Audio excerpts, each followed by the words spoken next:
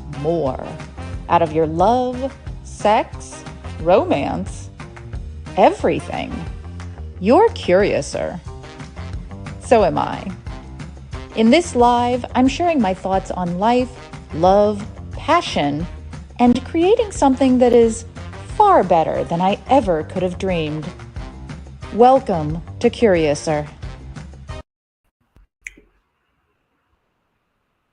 Hey, where's my video? That's kind of strange. What's going on here?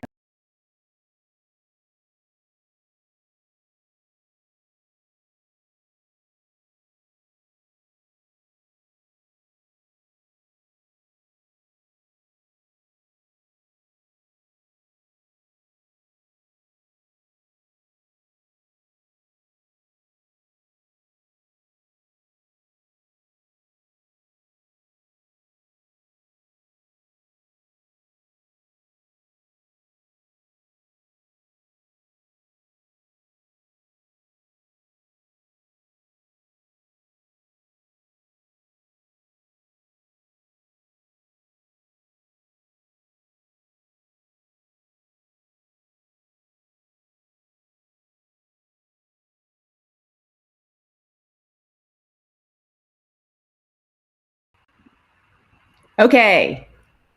Wow, some technical issues there. Sorry, y'all. Okay. There's probably like sunspots going on or something. Hello, hello, hello. For those of you who don't know me, I am Heather, also known as Nookie. I live an amazing personal life full of love, sex, passion, adventure, and exploration. And because I want to share that with everyone else, and because I believe that everyone deserves that, I write books, I teach workshops, and I offer coaching for better love, sex, romance, and kink for people of all genders, relationship statuses, orientations, and more. So, hello, hello, hello. Hello, Celine. Good to see you. Hello, Sabyasachi. Hello, KS. Hello, Cobalt. Fantastic. So, let me grab my tea here. That little technical snafu threw me off my game.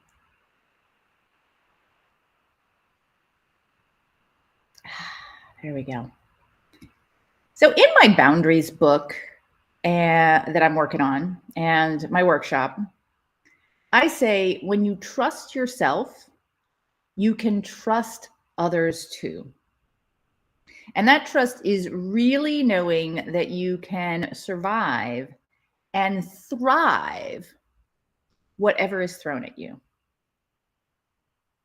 But the question that we're tackling today is trust earned? Is it given? Maybe a bit of both. Let's dive in and explore these questions.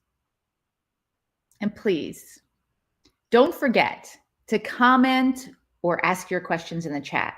I do keep an eye on the scroll, and I love engaging with people. And your questions and comments actually make these lives more for the people who end up watching the replays, and more for me. I have fun when I can interact with y'all. So, is trust earned or is trust given? There is no single right answer that applies to everyone, I think, because every answer depends on how you see trust. So let's start with a definition. Trust: firm belief in the reliability, truth, ability, or strength of someone or something. That is a dictionary definition. I've also read that trust is as simple as the ability to predict another's behavior. or just faith that a person will not harm you or is not capable of crossing certain boundaries. It's all of these things to me. And it's more. And it's less. I give trust, then it is earned. It's a cycle. On the other side, it works the same way. I take trust away when it's broken. Also a cycle. But trust is more than just a transaction to me. It's a kind of faith. To be worth something, anything, it must withstand humanity, mistakes, challenges. When it's earned, however, it transcends. It grows exponentially. It becomes so much more than when it was given. So today we're going to take a deeper look at this from both sides. Now, Cobalt says, maybe it can be learned. I would say the ability to trust can absolutely be learned.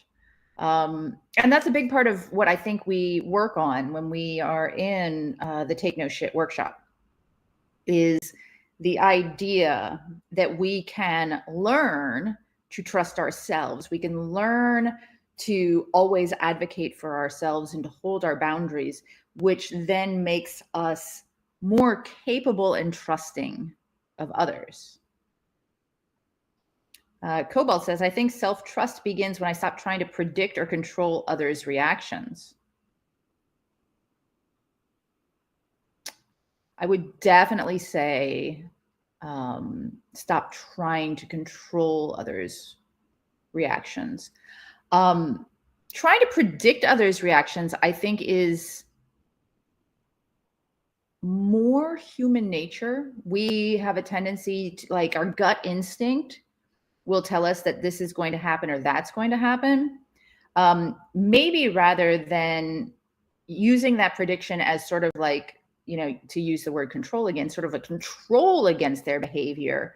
Again, let's take those insights, those flashes of insight, and tuck them away and be curious about what's coming up. And I think that that's a good thing, right? Also, as we go along, please don't forget to like this video and share it wherever you find me. It is a huge help for me to have people recommend me to their friends and groups or pages or social media or whatever online. So thanks so much for that. Cobalt says, I think I see that as anticipate. That's fair. That's fair. Words. Sabyasachi says, I like how you describe trust as like a form of cycle, giving then earning. Yeah, and that's something we're gonna look into as at some studies, at people's thoughts and behaviors, and so on. Celine says, for me, it was when I started listening to my gut. Right. So you say anticipate. I think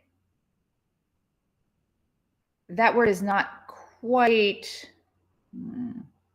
right for me, because there are sometimes when I meet people and I might anticipate positive things, but I also predict in different people negative things. And again, this is just something that, you know, a friend of mine, Kilya, calls it the board of guts. This is something that the board of guts will throw out a proclamation and say, no, bad, right? And so the anticipation there would be less for me, because I see anticipation as generally a positive thing.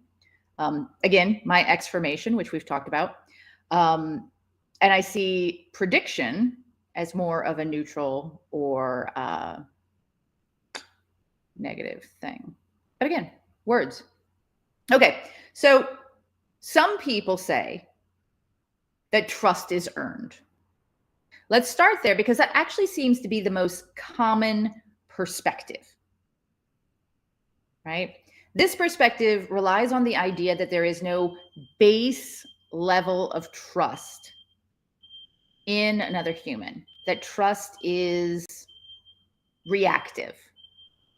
The concept here is that trust is 100% based on the actions of another person over time.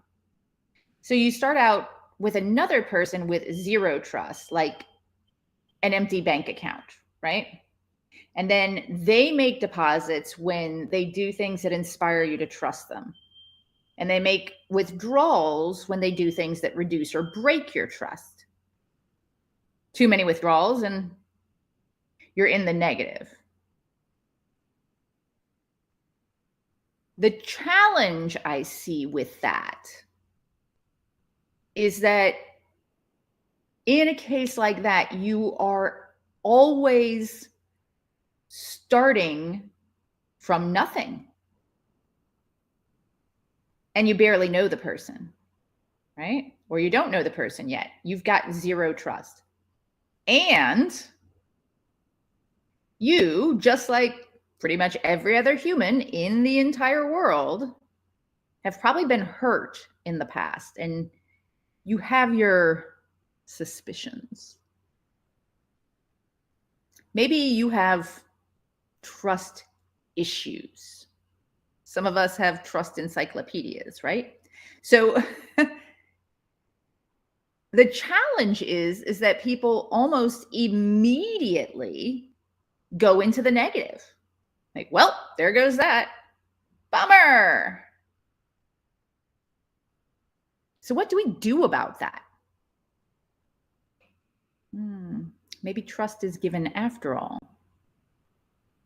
Sabyasachi says, more than trusting others, I sometimes find it hard to trust in myself. Like sometimes I find hard whether I can do a project I have taken.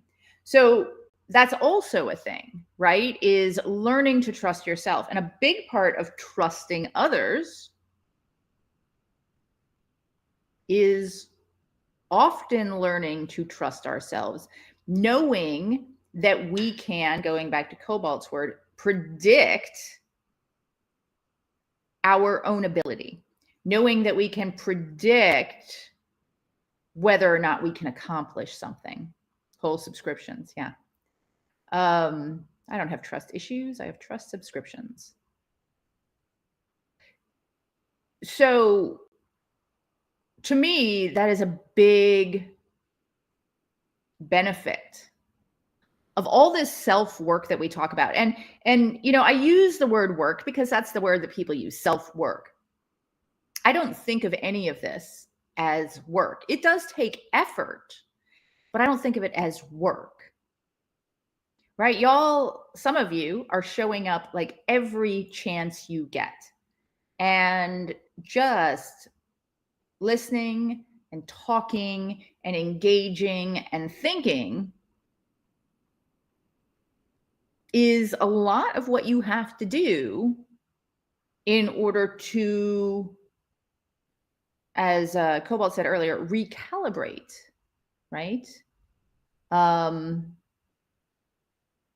To trust yourself, to trust that you know how you're going to react to certain things, to trust that you are functionally capable of handling certain things if they go wrong, if they go right, and so on, right? So if you are loving this content and content like it, hey, Calvin, good to see you. We are just really digging in, so no worries about being late. I've recently started coaching. If you would like to spend some one-on-one time with me, supercharging your relationships with a custom plan based on your personal needs, then visit me at coachnookie.curiouser.life. Of course, you are always welcome to join me for these free live events or to join one of my membership options or workshops. I just know that some of you want more personalized service, more accountability, more attention, more direct information. And I was asked for it over and over and over again, so I'm offering it. No hard sell. So let's get back to getting curious about trust. So I feel like people tend to think that trust is what others do, right? That trust is reactive. In fact, when I was doing sort of like my prep and research for this live, I went and I watched some videos about trust and I read some articles about trust to get a perspective that was different than mine, fresh in my head. So people believe that trust is reactive. And I understand where they're coming from. I just mostly disagree with that. In my boundaries book, I talk about trust quite a bit. Maybe 1%, or hey, if I'm being generous, 10%, let's say, of trust to me is what people do. And I'll talk about this a bit later. The actions they take, their words, or their truths, right? That's trust. Trust,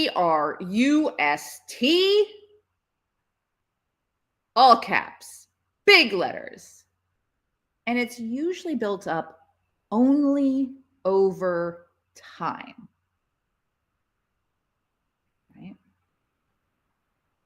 The rest, whether you think it's 90% or 99%, or whether you think it's 50%, the rest of it,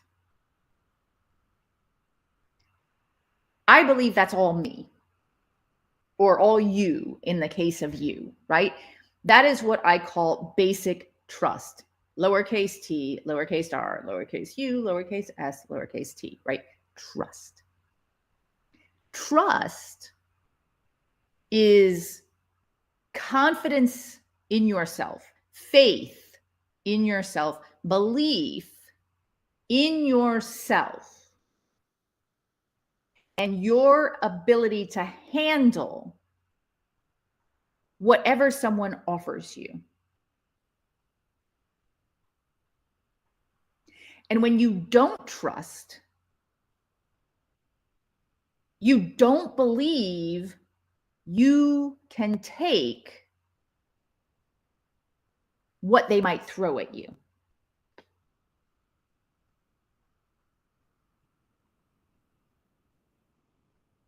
Cobalt says, oh, snap. Over time, no wonder I struggle. I don't experience life in sequence. However, you do, Cobalt, build experience. So, for example, you and your partner have years of history. Now, whether that is entirely sequential or not, over time, there are familiarities built up. You have that available to you. But again, that's going to be the smaller part of the greater trust. The greater trust is focused in on you, what you can handle, either through strength of spirit, through setting, advocating, and maintaining healthy and strong personal boundaries, and so on. Right? A lot of people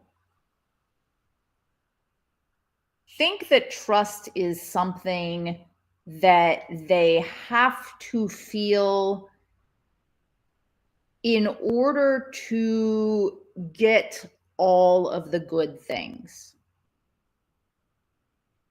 So the challenge is that they don't generally often feel trusting, right? They don't really understand the concept of trust. So what they do is they go in sort of like head down and do the actions of trust without having the self-strength to back them up, right? And then they will get hurt giving so much and be able to say, but I trusted you. And the challenge there is that when I hear that, most of the time it is a result of anger and disappointment and misunderstandings, often rooted in covert contracts. I gave XYZ to you, and you did not give me back what I expected. I gave you trust.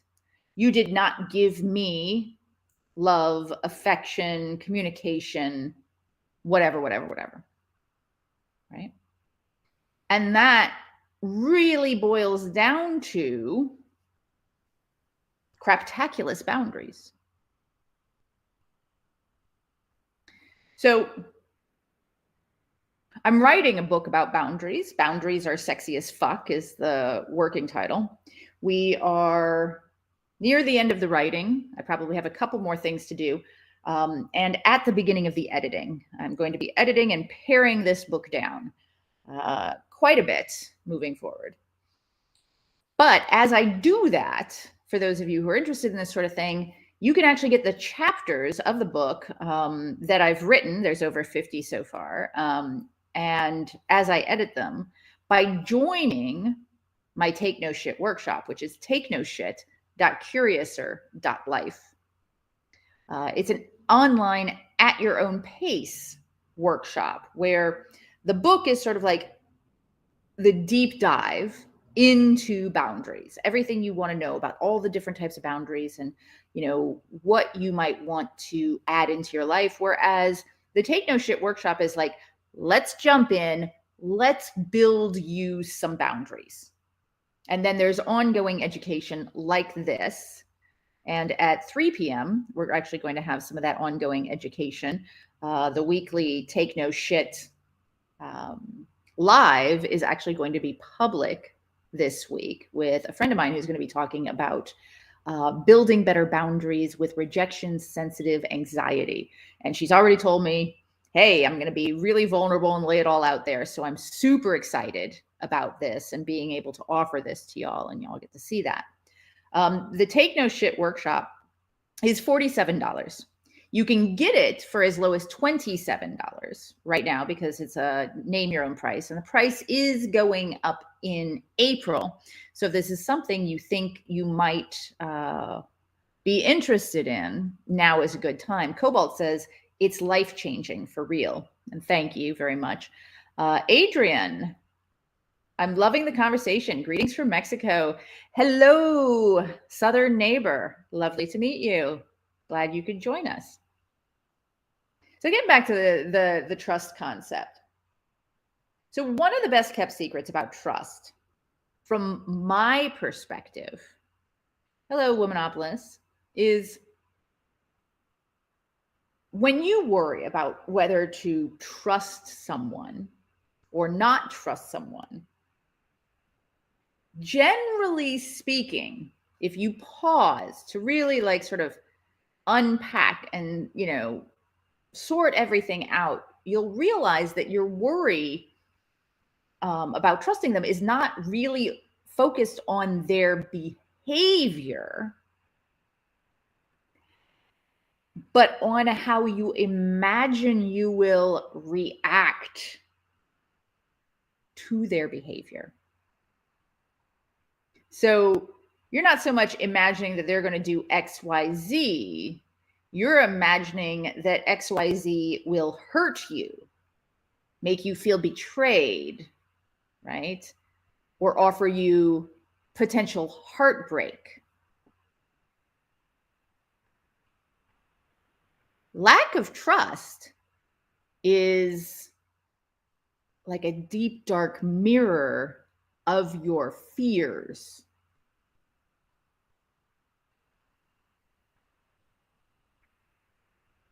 Womanopolis, I did not know you were from Mexico. Well, that's cool. So let's take as an example 2 people doing the same thing. So imagine your adult partner and your young child of the same gender. Just whether you have them or not, just imagine that you have an adult partner and a young child of the same gender, right? You don't have to have either for this hypothetical situation, just play along. Now, imagine that you're out shopping with your child and they want something that you just can't afford, right? So they fling themselves on the floor and throw a temper tantrum. Okay. Now, is that easy to deal with? No. But if you're a parent, you know how to deal with it. And it doesn't really hurt you personally because it's not personal, right? They are a small child and they are entirely self-centered. Now, imagine your adult, intimate partner wanting to get something at the store, and you say, "Yeah, let's hold off on that. We really can't afford it." And they throw their whole body to the floor and start screaming and kicking and yelling, "But I wanna!"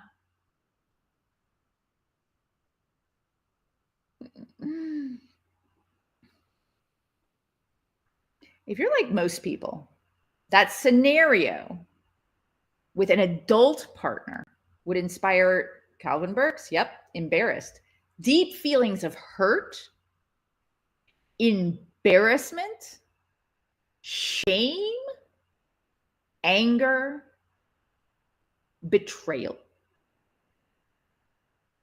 and possibly about a dozen more emotions. You probably wouldn't know what to do if that happened. It would be totally unexpected. And you would quite understandably have deep distrust for your partner to react reasonably for a good long time after that.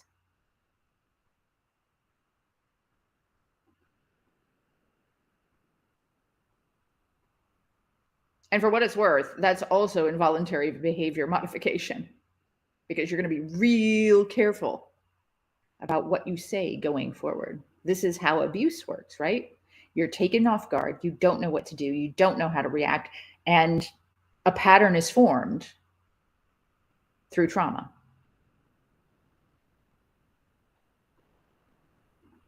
Cobalt says, I've actually seen that. It's terrifying. Not my partner, but someone in the hospital. It's terrifying even when it's somebody who is not close to you, right? Celine says, I was always waiting for the other shoe to drop and it's exhausting. Oh, yeah. So basic trust is knowing who you are and having faith in your own ability to survive and thrive through life. Now, you would have survived that. You would have survived both of them. But with the adult partner, you might also carry a big part of that with you for years because of the unexpected overreaction and trauma. Or you might have excellent boundaries And as soon as something like that happens, you just disentangle yourself and step away.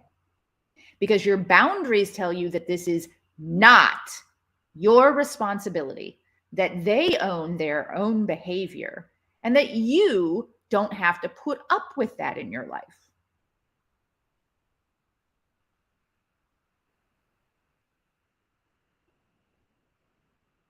Sabyasachi says, absolutely, Miss Nookie.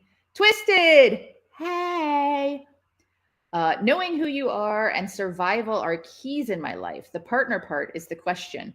Absolutely. And somebody that we both know, a local, Kilia, and I have had many, many talks on the idea of partners.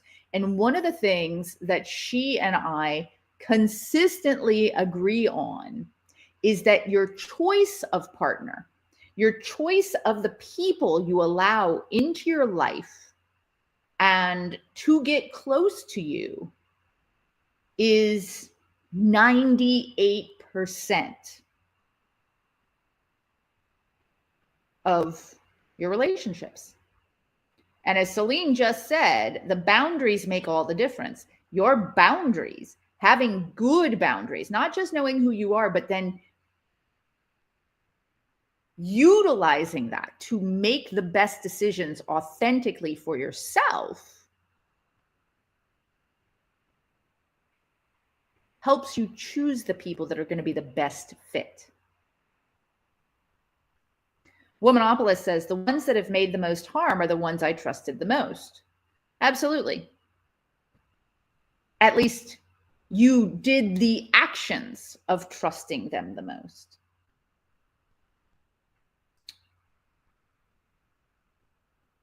And I'm not saying you didn't trust them. I am saying that in a case of somebody else, people can do the actions of trusting someone without actually fully trusting them and still get deeply hurt because hope. They hope that what they're doing is right. They don't fully trust, but they hope that they can. Another example based on your partner and your young child. In an argument, your child gets angry and yells, I hate you.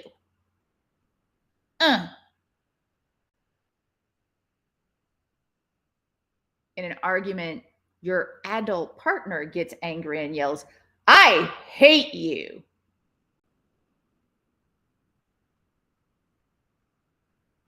Different, huh? I'm guessing that for many of you, it's a similar reaction to before. Your child would be easier to handle. It's not personal. They're lashing out. They're not good at regulating their emotions. They don't have the language skills to speak out their feelings in more nuanced ways. Your partner, though, right? Huge personal blow, sadness, betrayal, loss of love, and more. And in some cases, you'll feel broken. Hello, that guy over there. Lovely to see you. Womanopolis says, people require from you loyalty, but you must not expect the same from the opposite direction. Oh, no, no, no, no. See, that is exactly where people go wrong. If you do not only expect the same, but require the same for people to stay in your life, things become so much easier. And also, figure out how you define loyalty, because that's a word that has been way overused. Twisted says, reaction to maintaining those boundaries is important. Red flags can easily be thrown if boundaries aren't respected. 100%. Calvin says, I trust too easy. This seems to disappoint me a lot. So yes, absolutely. And that's going to disappoint everybody, right? I find that there's going to be the basic trust, lowercase t.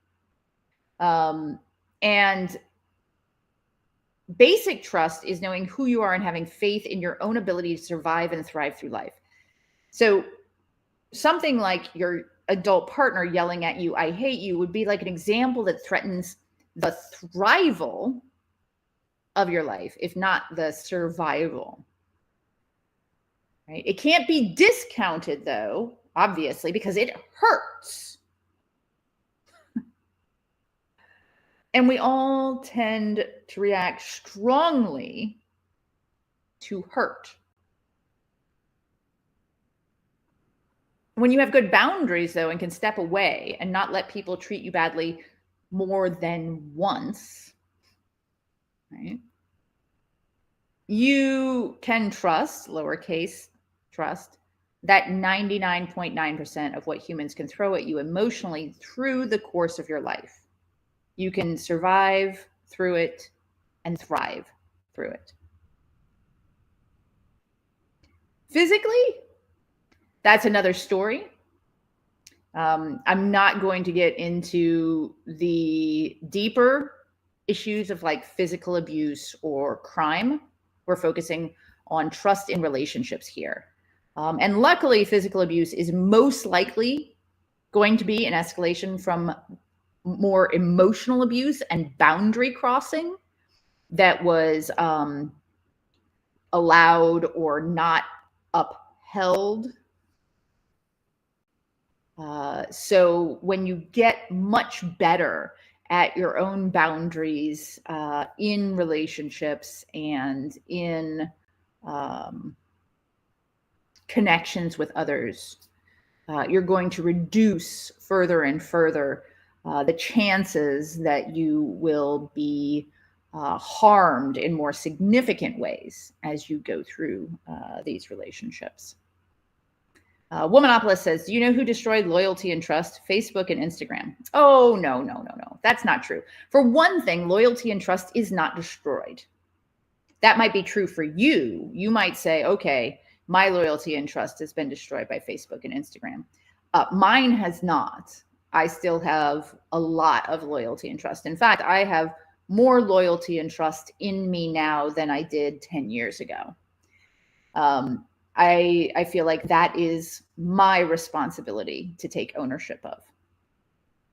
So I talk about trust, and I talk about trust, capital trust, the big T. So how is trust? It's almost like, there's like the big truck shows, trucks, right? Trust. So how is trust different than trust? I wrote back in 2017 that to me, trust means I can count on this person to meet my needs before they meet their wants, at least while they're with me. My need to feel safe before their desire to get off. Bye, Adrienne. Have a good one. My need to feel heard before their instinct to defend themselves. My need to connect on an intimate level before their excitement for a physical connection. My need for the truth over their fear of whatever. And all of that is still true. There's more to it than just that, though. And we're going to look at that. Twisted says, how does one trust again when boundaries were broken prior? Well, the first thing is you have to believe in yourself and your ability to handle those boundaries possibly being broken again. And also ask yourself, are you really willing to allow them to do that? I know you and I, Twist, we had a discussion at one point about how people build up cachet in the community and what I might allow my partner to do and forgive, right? And know that I can handle it, I can live through it, and so on and so forth. And what I might allow a stranger who has not really made many deposits in that trust bank to do, even though I know I can survive it and I know I can thrive if they, bust up against that boundary or whatever. Am I willing to even deal with them? In many cases, the answer is going to be no. I spend a lot of time, and Celine can absolutely 100% back me up on this. I spend a lot of time looking for reasons to disqualify people from my life because I'm not looking to have a lot of people in my life. I'm not looking to have this person necessarily in my life. I am looking to have the right people in my life. And the right people are going to be people who respect my boundaries, right? Honor them and allow me to do the same thing to them. Sir Fresh says, social influences your life as much as you allow it to, social media. I completely agree. There are, though, one thing we do have to understand is that if we participate on social media, there are things that get into our subconscious. So we have to be aware that even just participating in social media can affect our psychology. And this has been shown. So Womanopolis says, you learn how to trust with age. Some people do. Some people learn how to distrust with age. And then Cobalt says, and the other side of Twisted's question, how to rebuild trust when you've broken it. So if you have been the one that has broken trust, the best way to rebuild trust is to do the work and honor any boundaries that are set. And you may not ever be able to rebuild trust with that person, but you can rebuild your ability to earn and maintain trust you're given overall and in general. So I think you can, Womanopolis says, I think you can trust some just for a while, not forever. I think the challenge is that humans tend to want to believe any relationship is forever. And so we sort of think, okay, I trust them in this, and then I never have to look at that again, despite all of the red flags or yellow flags that are waving in my face. I don't agree with that. I believe that a big part of creating a relationship in the sweet spot is constantly checking and double checking and triple checking. And I don't even know what the word for, 100 checking and 1,000 checking and checking every goddamn day that you're still in the sweet spot, both for yourself and for your partner. So, yeah. Celine says the big T is still limited to my closest people, even though I'm way more open now. Fear is a thing. The right people are worth looking for and building things with. Yeah, fear is absolutely a thing. But the thing is, you can fear and still trust general humanity, right? Womanopolis says, great difference from what people say to what they do. That explains Facebook. Ooh, that actually reminds me. Thank you for saying that. It doesn't explain Facebook. People are people. They're going to be people on social media. They're going to be people off social media. Like they're just the way they are.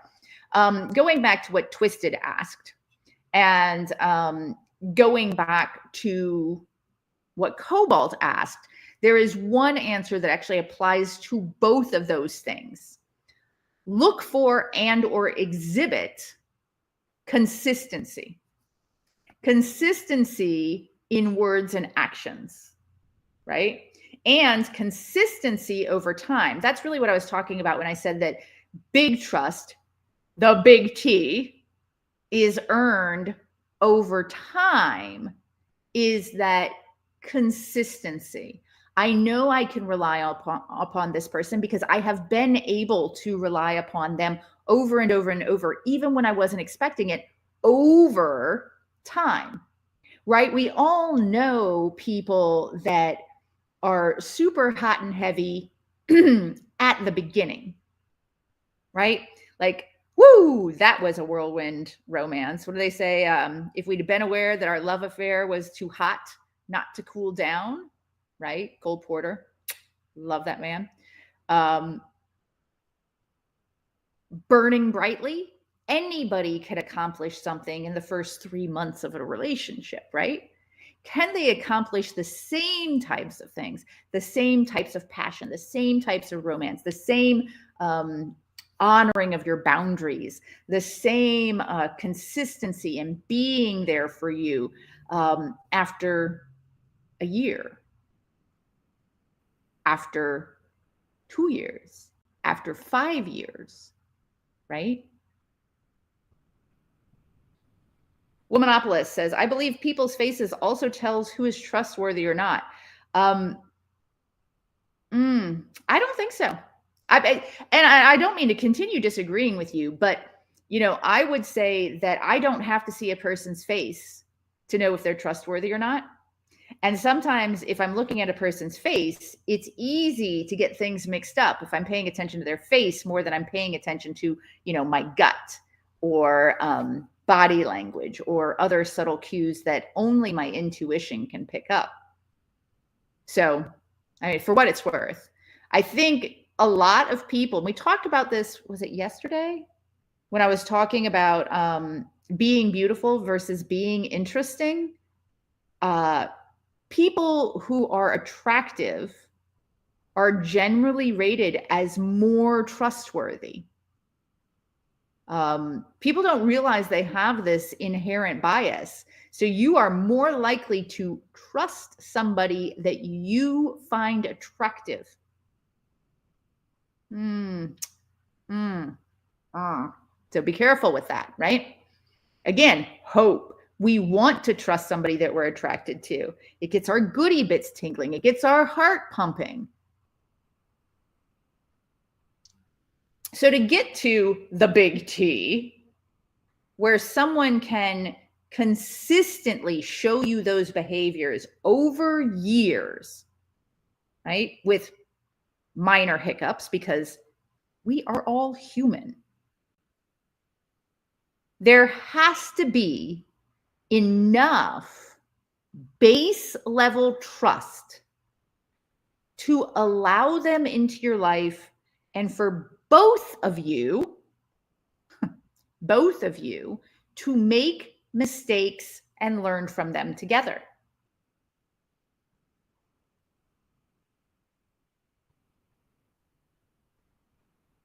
So remember when I said that maybe 1 to 10% of trust is what people do, that it's earned?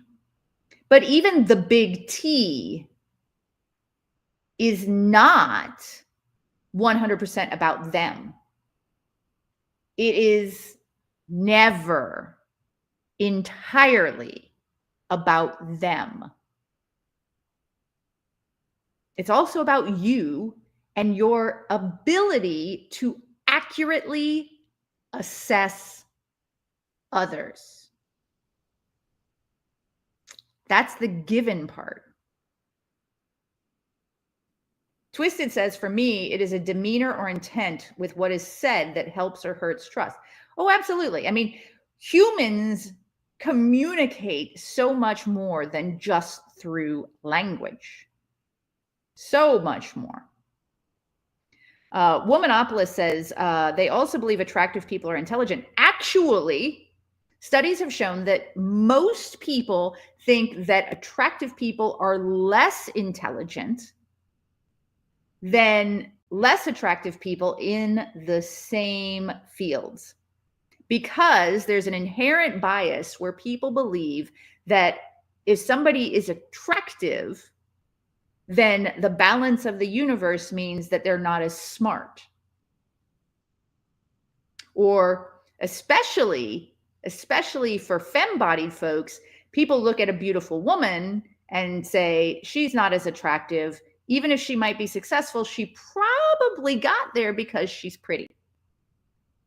Trust is the key.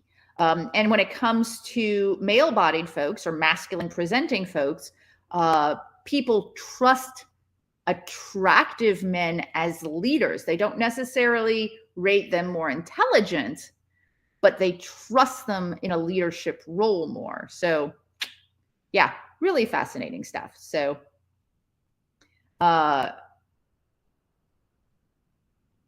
talkative people are trustworthy. Some people do think that.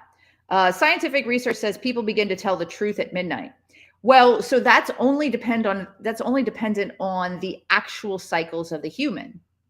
So when people's facade is low, usually due to stress or a lack of sleep or whatever, people have a tendency to be more forthcoming.